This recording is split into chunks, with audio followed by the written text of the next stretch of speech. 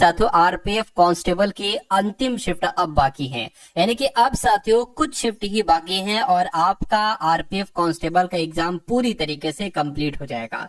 तो अगर साथियों इन अंतिम दिनों में आपकी शिफ्ट है और आप अपने पेपर को पास करना चाहते हैं, क्योंकि जिनका अंतिम दिनों में साथियों पेपर होता है उनके लिए बहुत फायदा होता है। फायदा कैसे होता है कि भाई सारा कुछ एनालिसिस वगैरह किया जा चुका होता है कि भाई एग्जामिनर कहाँ कहाँ से किस किस टाइप के सवाल पूछ रहा है। तो मास्टर्स लोग करते हैं क्या है साथियों, उसी टाइप के क्वेश्चंस आपके बनाकर आपको पढ़ाते हैं और वही सवाल आपके एग्जाम में आ जाते हैं। इससे फायदा आपको साथियों बढ़ जाता है, ठीक है ना। चलिए, तो मैं कहूंगा साथियों यहाँ पर पूरा पेपर का हल हम लोग देखेंगे। जिस टाइप का पेपर आपसे पूछा जाएगा अब, तो करंट अफेयर होगी, जीके जीएस होगी, रीजनिंग होगी और साथियों मैथ होगी। तो पहला सवाल आपकी स्क्रीन पर है, करंट अफेयर से शुरुआत करेंगे, जीके रीजनिंग मैथ तक हम लोग जाएंगे, शुरू से लेकर शून्य तक, शून्य से लेकर टॉप तक साथियों मैं आपको यहाँ पर पढ़ाने वाला हूं। चलिए, तो अगर बात करते हैं, कह रहे कि राम मंदिर प्रोजेक्ट को किस देश के द्वारा स्वॉर्ड ऑफ ऑनर से सम्मानित किया गया है, तो मैं कहूंगा ब्रिटेन देश के द्वारा, यानी कि राम मंदिर प्रोजेक्ट को ब्रिटेन देश के द्वारा स्वॉर्ड ऑफ ऑनर से सम्मानित किया गया। उसके बाद देखिए, किसने भारत का पहला कीटनाशक रोधी बॉडी सूट किसान कवच लॉन्च किया है, तो किसने किया है साथियों, आपको ध्यान रखना है, जितेंद्र सिंह ने किया है। अगला सवाल देखिए, कह रहे कि किसने पुरुषों की 50 मीटर राइफल 3 पोजीशन का खिताब जीता है, तो ये खिताब साथियों किरण अंकुश जाधव ने जीता है, आपको ध्यान रखना है, ठीक है ना। उसके बाद देखिए अगला सवाल, कह रहे कि किसे यूके हाउस ऑफ कॉमन्स में चिकित्सा उत्कृष्टता पुरस्कार से सम्मानित किया गया है, तो साथियों रविंद्र कुमेरन को सम्मानित किया गया है, ये भी आपको याद रखना है। अगला सवाल कह रहे कि 150 गंतव्यों को जोड़ने वाला भारत का पहला एयरपोर्ट कौन सा बना है, तो दिल्ली एयरपोर्ट 150 गंतव्यों को जोड़ने वाला भारत का पहला एयरपोर्ट बना है।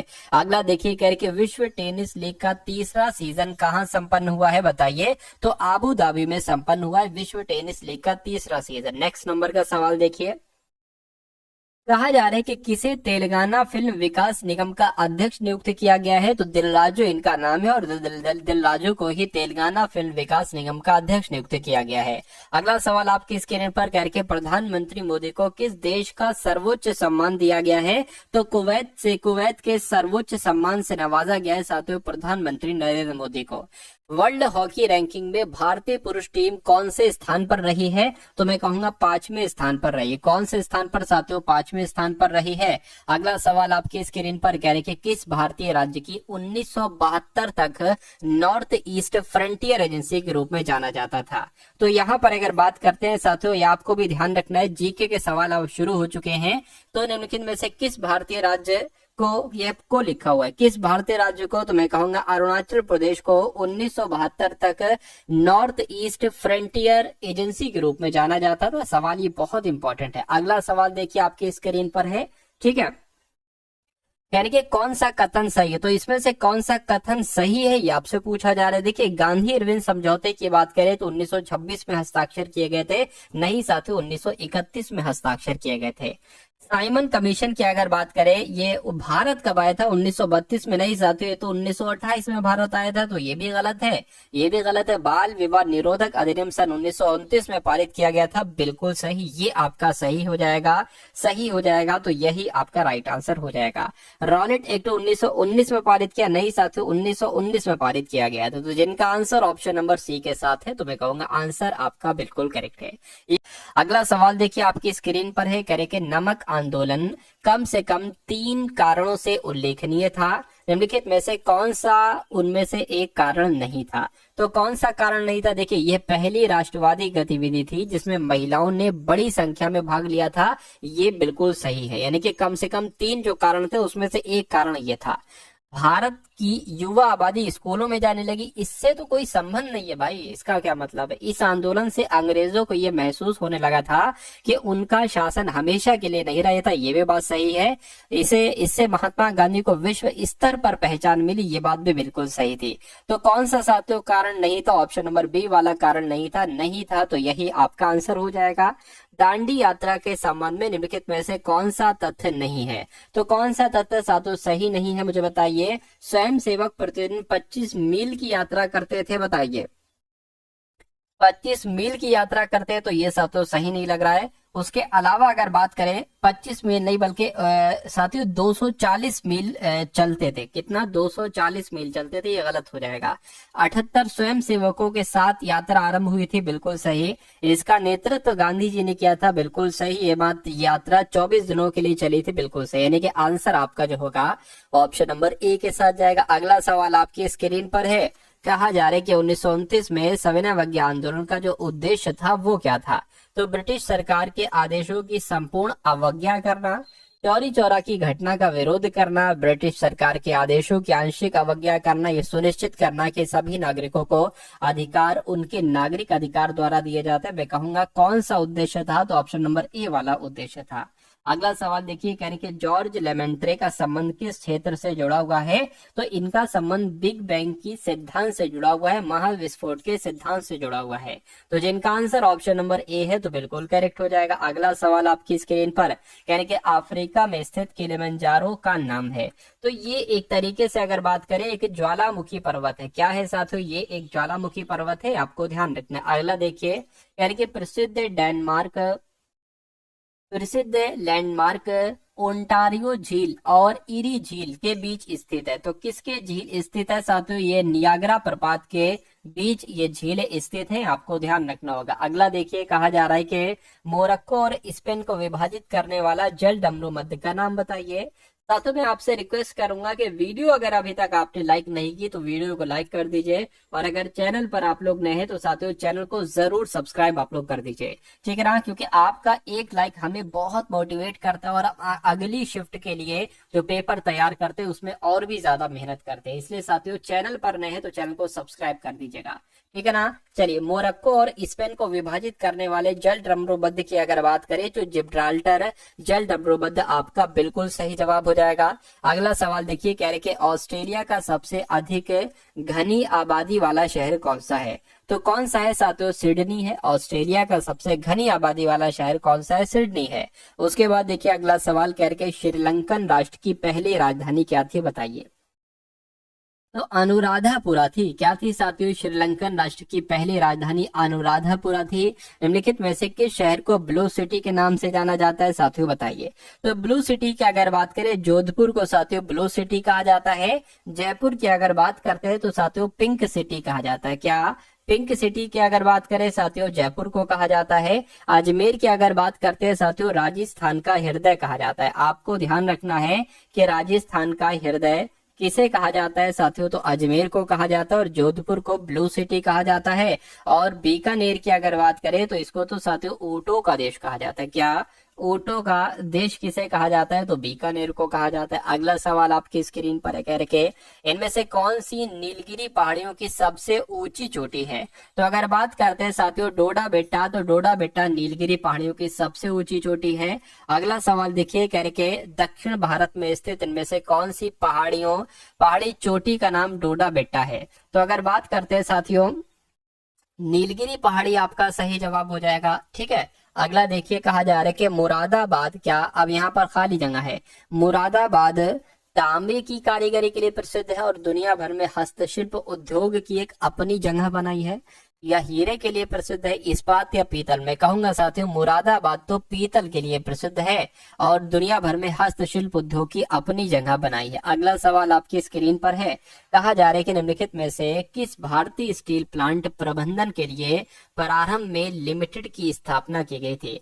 तो किसकी अगर बात करें साथियों राउरकेला की अगर बात करें, राउरकेला इस्पात कारखाना, ये आपका बिल्कुल सही जवाब हो जाएगा। अगला सवाल आपकी स्क्रीन पर है, निम्नलिखित में से कौन सी भारत में समय और दूरी के संदर्भ में सबसे लंबे रेल मार्ग पर चलती है?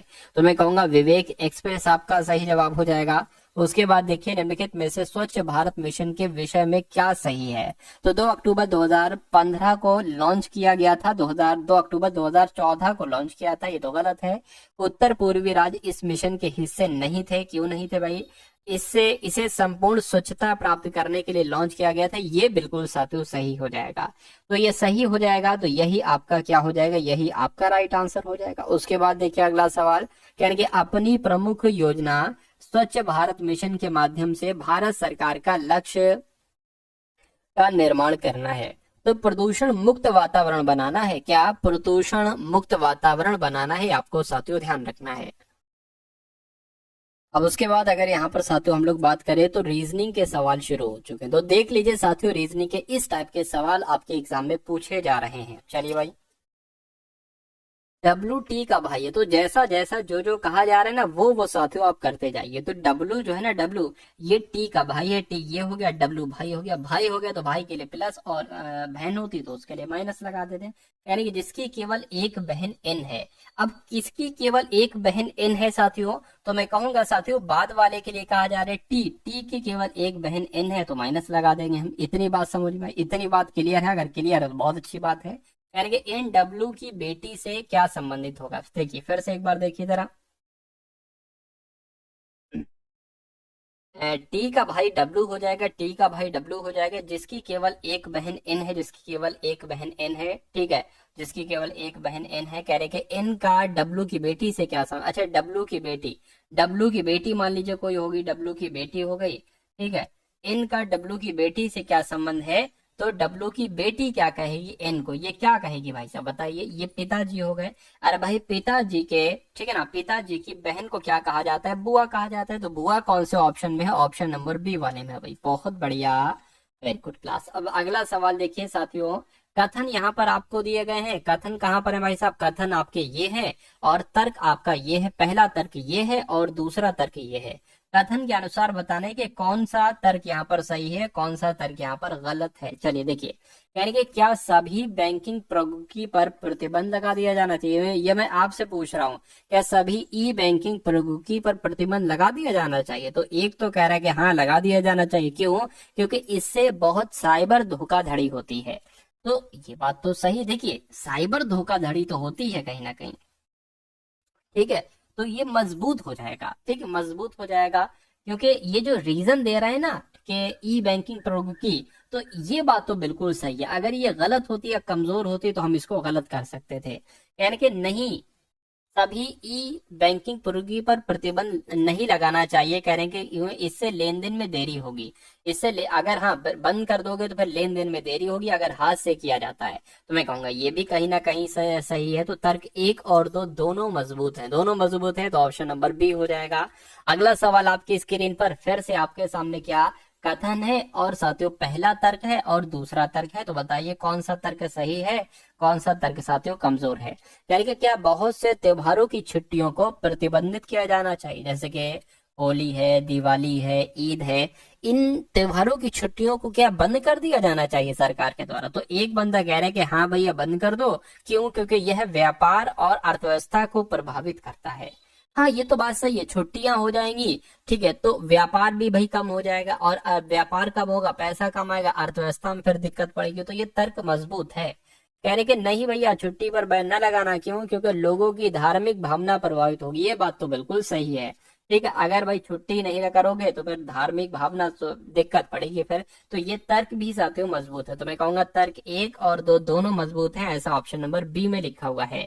ऐसे सवाल साथियों पूछे जा रहे हैं, तो इसको एक बार और करने की कोशिश कीजिए। दूसरे वाले को देखिए आप कर पाते हो नहीं। कथन है और पहला तर्क है और साथियों दूसरा तर्क है, यानी कि ये तो रिपीट क्वेश्चन हो गया भाई साहब। अगला देखिए, निम्नलिखित शब्दकोश को, निम्नलिखित शब्दों को शब्दकोश में उनकी उपस्थिति के अनुसार क्रमवार लगाए और पता लगाए कि कौन सा शब्द दाएं से तीसरे स्थान पर का है। देखिए 5 है ना, ठीक है, 5 है। तो एक तरीके से अगर बात करें, देखिए आई एम पी यहाँ पर है, आई एम पी यहाँ पर है, आई एम पी यहाँ पर है, आई एम पी यहाँ पर है, आई एम पी यहाँ पर है। अब इसमें सबसे पहले क्या आएगा, आर यू तो आएगा नहीं, ओ वाला आएगा, ये आएगा या तो ये आएगा। इसमें एस है 19 पर आता है, ये आर 18, यानी कि पहले नंबर पर ये आएगा और दूसरे नंबर पर ये आएगा। आपको दाएं से तीसरा बताना है, यानी कि अब जो आएगा वही आंसर होगा। अब देखिए ये आर ई है, ये यू है, आर है यू है और यहाँ पर भी आर है। तो ये तो आ नहीं सकता, यू तो 21 पर होता है, इसमें से आएगी, या तो ये आएगा या तो ये आएगा। ये आर ई है, ये आर ओ है, तो ये वाला आ जाएगा तीसरे नंबर पर। और इम्प्रेसिव ही आपका सही जवाब हो जाएगा, क्योंकि यही दाएं से तीसरा होगा। तो इम्प्रेसिव कहाँ पर लिखा हुआ है साथियों, ऑप्शन नंबर डी में लिखा हुआ है। तो ये जिनका आंसर है ऑप्शन नंबर डी, तो बिल्कुल करेक्ट है। अगला सवाल आपकी स्क्रीन पर देखिए, यानी कि जैसे एम एन ओ से क्यू आर एस बनाया गया, वैसे डी ई एफ से कौन से 3 लेटर यहाँ पर बनाए जा सकते हैं, मुझे बताइए। देखिए अगर बात करें ना, तो एम 13 पर होता है, क्यू 17 पर होता है, यानी कि 4 बढ़ाया गया है। N 14 पर होता है, R 18 पर होता है, 4 बढ़ाया गया है। O 15 पर होता है, S 19 पर होता है, 4 बढ़ाया गया, यानी कि 4 4 4 बढ़ाना है। D में 4 बढ़ाओगे तो H आ जाएगा, E में 4 बढ़ाओगे I आ जाएगा, F में 4 बढ़ाओगे J आ जाएगा। तो साथियों HIJ कहाँ पर लिखा हुआ है? ऑप्शन नंबर ए में लिखा हुआ है। तो जिनका आंसर ऑप्शन नंबर ए है तो बिल्कुल करेक्ट है। अगला सवाल आपकी स्क्रीन पर है साथियों, देखिए सवाल को और बता दीजिए राइट आंसर क्या होगा। कहेंगे निश्चित कूट भाषा में BANK को YZMP लिखा जाता है, तो OPEN को क्या लिखा जा सकता है साथियों बताइए। अब देखिए यहाँ पर अगर बात करें, ये तो भैया देखिए B का अपोजिट होता है Y, A का अपोजिट होता है Z, N का अपोजिट होता है M और K का अपोजिट होता है P। तो O का अपोजिट क्या हो जाएगा? L हो जाएगा, P का अपोजिट K हो जाएगा, E का अपोजिट V हो जाएगा, N का अपोजिट M हो जाएगा। तो LKVM कहाँ पर लिखा हुआ है? LKVM तो ऑप्शन नंबर ए में लिखा हुआ है। नेक्स्ट नंबर का सवाल देखिए आपकी स्क्रीन पर, कहा जा रहा है कि कौन सा आरेख लैपटॉप, मदरबोर्ड और कुंजी के बीच सही संबंध को साथियों दर्शा सकता है, मुझे बताइए। चलिए क्या आपका साथियों यहाँ पर राइट आंसर हो सकता है? अच्छा देखिए कुंजी पता क्या होता है? कुंजी कीज, जैसे कि कीज कहाँ पर होती है? शॉर्टकट कीज, ये सब लैपटॉप का जो कीबोर्ड होता है उसमें होती है। ठीक है, चलिए इतनी बात साथियों आपकी समझ में आई, कोई दिक्कत नहीं है। कीज यानी कि अगर मान लीजिए हम ये लैपटॉप बना लेते, क्या लैपटॉप ये हो गया, ठीक है, लैपटॉप के अंतर्गत ही क्या साथियों, लैपटॉप के अंतर्गत ही कहीं ना कहीं कीज भी आ जाएंगी और मदरबोर्ड भी आ जाएगा। तो मैं कहूंगा ऐसा आरेख कुछ कहां पर बना हुआ है, ऐसा आरेख साथियों कहां पर ढूंढिए जरा। ऐसा आरेख, एक सेकंड सॉरी, ऐसा थोड़ी ना, ये तो भाई अलग ही हो जाएगा ना। देखिए ये मैंने क्योंकि कुंजी अलग होगी, कीज अलग हुई और मदरबोर्ड अलग होगा, तो ऐसे करके बनना चाहिए, उससे थोड़ा सा इसको मिले में हो गया। तो ऐसा तो भाई साहब ऑप्शन नंबर ए में बना हुआ है, तो ए में बना हुआ है तो यही आपका राइट आंसर है। उसके बाद देखिए करेंगे उस विकल्प का चयन करिए जो अन्य विकल्पों से अलग है, जो सबसे अलग है, इन 4 नामों में से सबसे अलग है वो आपको कुल मिला के बताना है। राजीव गांधी, APJ अब्दुल कलाम, प्रतिभा पाटिल या प्रणब मुखर्जी। देखिए यहाँ पर अगर बात करें तो ये तीनों कौन थे साथियों? राष्ट्रपति थे, राष्ट्रपति रह चुके हैं। लेकिन राजीव गांधी साथियों राष्ट्रपति नहीं बने, ठीक है, ये प्रधानमंत्री पद के लिए खड़े हुए थे। तो कुल मिला के आपका राइट आंसर जो होगा वो ऑप्शन नंबर ए के साथ जाएगा। अगला सवाल करेंगे, एक महिला की तरफ इशारा करते हुए अरुण ने कहा वो मेरे बेटे की बेटी की माँ है, उस महिला का अरुण से क्या संबंध है? यानी कि अरुण क्या कहेगा उस महिला को। अब यहाँ पर देखिए कहने के अरुण अरुण क्या कह रहा है, मान लीजिए अरुण ये है, अरुण क्या कह रहा है? अरुण कह रहा है कि वो मेरे बेटे, अब अरुण के बेटे, अरुण का बेटा ये हो गया, अरुण के बेटे की बेटी, अरुण के बेटे की बेटी ये हो गई, बेटे की, ठीक है, बेटी की माँ है, यानी कि बेटी की माँ है, यानी कि इसकी पत्नी होगी, इसकी पत्नी होगी। तो इन इन दोनों के बीच वार्तालाप चल रही है, तो उस महिला का अरुण से क्या संबंध होगा? अरुण क्या कहेगा? तो अरुण अपने बेटे की पत्नी को क्या कहेगा? अरुण अपने बेटे की पत्नी को बहू कहेगा। तो बहू कहाँ पर लिखा हुआ है? ऑप्शन नंबर सी में लिखा हुआ है, तो ये आपका राइट आंसर हो जाएगा। अगला सवाल आपकी स्क्रीन पर है, यानी कि अमित एक कार में 15 किलोमीटर की यात्रा करता है, फिर बाएं मुड़ता है, बताइए। अब देखिए अमित एक कार में 15 किलोमीटर की यात्रा करता है, फिर वो बाएं मुड़ता है और 5 किलोमीटर की यात्रा करता है, फिर बाएं मुड़ता है और 15 किलोमीटर की यात्रा करता है। अब अगर वह पूर्व के सामने है तो वह किस दिशा में होगा जब उसने यात्रा शुरू की थी? कुल मिला के आपको दिशा नहीं बताई गई यहाँ पर, आप किसी भी दिशा चला दो, किसी भी दिशा चला दो। अमित एक कार में 15 किलोमीटर चलता है, 15 किलोमीटर चल गया, यात्रा कर दिया, और फिर वो बाएं मुड़ता है तो बाएं मुड़ गया और 5 किलोमीटर चल गया, और फिर बाएं मुड़ता है और 15 किलोमीटर चलता है, नहीं कि फिर वो यहीं पर आ जाएगा 15 किलोमीटर चलकर। कह रहे अब अगर वह पूर्व के सामने है, ठीक है, अच्छा अच्छा ठीक है, पूर्व पूर्व के ही तो सामने है वो, तो वह किस दिशा में होगा जब उसने यात्रा शुरू की थी? तो जब उसने यहाँ से यात्रा शुरू की थी तो वो साथियों पश्चिम की तरफ था, तो पश्चिम आपका जो होगा वो बिल्कुल सही जवाब हो जाएगा भाई, बहुत बढ़िया, वेरी गुड क्लास। चलिए भाई साहब अगला सवाल आपकी स्क्रीन पर है। इस सवाल की अगर बात करें, करें कि एक निश्चित कूट भाषा में MOSQUITO को 1 to 9 लिखा जाता है, तो डॉटर को साथियों क्या लिखा जाएगा मुझे बताइए। अब यहाँ पर साथियों लॉजिक की बात आ गई, किसकी बात साथियों? लॉजिक की यहाँ पर बात आ गई है कि आखिर ये आप कैसे कर सकते हैं। देखिए यहाँ पर अगर बात करें साथियों, मुझे तो ऐसा लग रहा है कि इसमें नंबर को जो प्लेस वैल्यू ना उसको काउंट किया गया। जैसे कि एम की बात करें 13 पर आता है, और ओ आपका 15 पर आता है, प्लस ये जोड़ना हमें पड़ेगा, एस 19 पर आता है, क्यू 17 पर आता है, और यू 21 पर आता है, और आई आपका 9 पर आता है, टी 20 पर आता है, ओ आपका 15 पर आता है। ऐसा तो नहीं इनको जोड़कर साथियों 129 आया हो। देखिए जरा, पांच और क्या, 5 और 9 कितना हो जाएगा, 14 हो जाएगा। ठीक है, 14, 15, 15 और ये आपका 22 हो जाएगा, 22 और 31 हो जाएगा, 31 और ये 36 हो जाएगा, 36, 36 और 3 39 हो जाएगा, 39 का 9 हाथ से लग जाएगा, एक 3 और एक 4, 5 6 7 8 9 10 11 12। ठीक है, वही साथियों 129 आया। तो मैं कहूंगा इसकी अगर बात करते हैं तो इसमें भी साथियों इसका प्लस ही कराना पड़ेगा। देखिए, टी जो आता है 4 पर आता है, ए 1 पर आता है, कितना हो जाएगा 5, यू 21 पर आता है तो कुल मिला के 26 हो गए, जी 7 पर आता है, एच 8 पर आता है तो ये कितने हो गए 15 हो गए, टी 20 पर आता है और ये 5 पर आता है, यानी कि कितने हो गए 25 हो गए, आर बचा, आर 18 पर आता है, इनको प्लस कर दीजिए तो 5 5 10 और 18 18 ये 24 हो जाएगा। ठीक है, 4 5 6 7 8 यानी कि 84 हो जाएगा। तो कहीं अगर ऑप्शन में 84 है तो 84 आपका इसका सवाल का जवाब हो जाएगा, और बिल्कुल साथियों ऑप्शन नंबर ए में 84 है। तो जिनका भी आंसर ऑप्शन नंबर ए है तो बिल्कुल करेक्ट है। अब उसके बाद साथियों यहाँ पर मैथ के क्वेश्चंस आपके शुरू हो चुके हैं, तो इन सभी साथियों मैथ के सवालों को भी आप लोग देख लीजिए। पहला सवाल मैथ का है, कहा जा रहा है कि प्रत्येक कमीज की लागत 1000 रुपए है।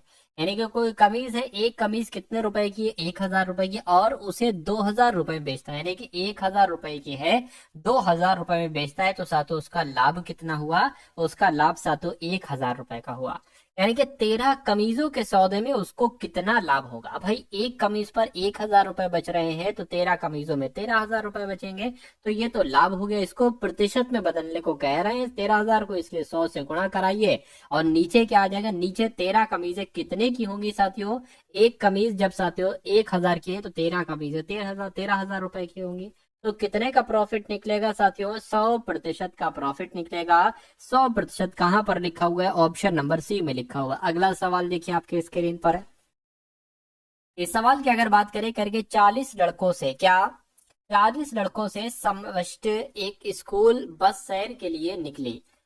इन 40 लड़कों की औसत आयु 8 वर्ष थी। अगर शिक्षक की आयु इसमें शामिल कर दी गई तो तो औसत 1 वर्ष बढ़ जाता है। तो शिक्षक की आयु कितनी है, देखिए कितने लोग हैं, 40 लोग हैं, 40 लड़के, इनकी 40 लड़कों की औसत आयु कितनी है, 8 वर्ष है। ठीक है, तो अगर मैं आपसे कहूं कि इन 40 लड़कों की कुल मिला के आयु कितनी है, तो 40 की गुणा 8 से कर दो, 4 8 32, यानी कि 40 लड़कों की कुल मिला के आयु कितनी है, 320 वर्ष है। ठीक है, तो ये 40 लोग थे। अब क्या कहा जा रहा है, कह रहे कि इसमें एक शिक्षक इसमें ऐड हो गया, 40 लोग थे तो अब 41 लोग हो जाएंगे, और इसमें जो शिक्षक ऐड हुआ है, और फिर औसत में 1 वर्ष की वृद्धि होगी। पहले औसत 8 वर्ष था, अब कितने वर्ष हो जाएगा, 9 वर्ष हो जाएगा।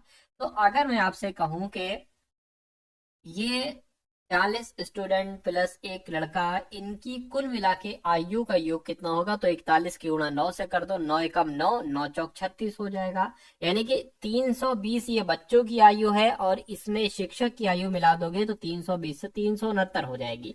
तो इन दोनों को आपस में डिफरेंस कर दो, आपको शिक्षक की आयु मालूम पड़ जाएगी। यानी कि 369 में से अगर 320 घटेगा तो कितना आ जाएगा साथियों, 49 आ जाएगा। यानी कि 49 वर्षीय शिक्षक की आयु हो जाएगी। उसके बाद देखिए साथियों अगले नंबर का सवाल है, कहा जा रहा है आपसे कि एक व्यक्ति अगर एक वस्तु को 1350 रुपए में बेचता है तो उसे 10% का नुकसान होता है। 4% का लाभ पाने के लिए उस वस्तु को किस मूल्य पर बेचा जाना चाहिए, ये कुल मिला के आपसे पूछा जा रहा है। बताइए, देखिए एक व्यक्ति एक वस्तु को 1350 में बेचता है, 10 रुपए का नुकसान होता है, यानी कि वो उसको 90% में बेच रहा है, और जब 90% में बेच रहा है तो उसको 1350 रुपए में बेच रहा है। तो 1% की वैल्यू क्या हो जाएगी, 1350/90, ये 1% की वैल्यू हो जाएगी। हमें करना क्या है, हमें साथियों 4% लाभ के साथ बेचना है, यानी कि हमें 104% की वैल्यू निकालना है।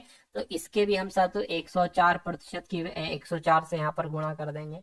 तो इनको साथियों कैलकुलेट कर लो, 0 से 0 कैंसिल हो जाएगा, 9 एकम 9 हो जाएगा, 9 पंजे 45 हो जाएगा, 15 की गुणा 104 से कर दो, 15 की गुणा 104 से कर दो, आपका आंसर आ जाएगा। 5 चौक आपका 20 हो जाएगा, 5 एकम 5 हो जाएगा, 104 यहाँ पर आ जाएगा, 065 और 1 यानी कि 1560 हो जाएगा। तो 1560 कहाँ पर लिखा हुआ है? ऑप्शन नंबर सी में लिखा हुआ है। यानी कि अगर एक व्यक्ति एक वस्तु को 1350 रुपए में बेचता है और उसे 10% का नुकसान होता है, लेकिन वो चाह रहा है कि हमें इसमें 4% का फायदा हो जाए, तो उसको 1560 रुपए में वो वस्तु बेचना होगी। उसके बाद देखिए अगला सवाल आपकी स्क्रीन पर है। ये अंतिम सवाल है साथियों आज का। क्या कहा जा रहा है? कह रहे कि 31 मैचों में धोनी का औसत 31 रन है। अपने औसत 2 रनों की वृद्धि के लिए उसे अगले मैच में कितने रन बनाने होंगे? देखिए 31 मैचों की बात चल रही है, 31 मैचों में धोनी का औसत जो है ना वो 31 है। अगर मैं आपसे पूछूं कि 31 मैचों में धोनी ने कुल कितने रन बनाए, तो 31 की गुणा आपको 31 से कराना पड़ेगी। तो 31 की गुणा 31 है, यहाँ पर हम लोग करा लेते हैं। 3 एकम 3, 3 तिया 9, जोड़ेंगे तो कितना आ जाएगा? जोड़ेंगे साथियों यहाँ पर कितना आ जाएगा? 1 आ जाएगा, 6 आ जाएगा, 6 आ जाएगा, यानी कि 661 आपका यहाँ पर हो जाएगा। ठीक है, तो मैं कह सकता हूँ कि धोनी ने 31 मैचों में 661 रन बनाए। 661, एक सेकेंड, अच्छा 3 तिया 9, ये तो 9 हो जाएगा ना, तो यहाँ पर 9 आएगा भाई साहब। ठीक है, इसकी अगर बात करें यहाँ पर क्या आ जाएगा? यहाँ पर भी 9 आ जाएगा। तो कह रहे हैं कि अपने औसत 2 रनों की वृद्धि के लिए उसे अगले मैच में कितने रन बनाना होगा। यानी कि अगर बात करें साथियों, जो उसका औसत औसत 2 रनों की वृद्धि, यानी कि अगर ये 31 से कितना हो जाए साथियों? अगर ये 33 हो जाए, ठीक है, अगर ये 33 हो जाए और फिर अगला मैच कौन सा हो जाएगा? 32वां मैच हो जाएगा। तो फिर उसको एक तरीके से कितना, अगले मैच में कितने रन बनाने होंगे एक्स्ट्रा? देखिए, तो 32 की गुणा अब आपको 33 से करना पड़ेगी, 32 की गुणा अब आपको 33 से करना पड़ेगी। 3 दूना 6, 3 तिया 9, फिर से यहाँ पर वही चीज आ जाएगी। तो 6 आ गया, 15 आ गया, 1056 आ जाएगा। तो उसने साथियों, मैं आपको समझा देता हूँ, जो 31वीं मैच था उसके औसत रन 31 बन रहे थे और कुल रनों का योगफल 961 था। अगले मैच में उसने क्या किया? 32वें मैच में उसने क्या किया? ये औसत में 2 की वृद्धि कर दी और फिर उसके रनों का योगफल कितना हो गया? 1056 हो गया। तो ये कह रहे कि वृद्धि के लिए उसे अगले मैच में कितने रन बनाने होंगे? अगले मैच में कितने एक्स्ट्रा रन बनाए हैं? तो 961 माइनस 1056। तो ये साथियों यहाँ पर हम लोग कर लेंगे। ठीक है, तो यहाँ पर अगर बात करें 5 आ जाएगा, यहाँ पर कितना आ जाएगा? यहाँ पर साथियों 9 आ जाएगा। तो 95 रन आपका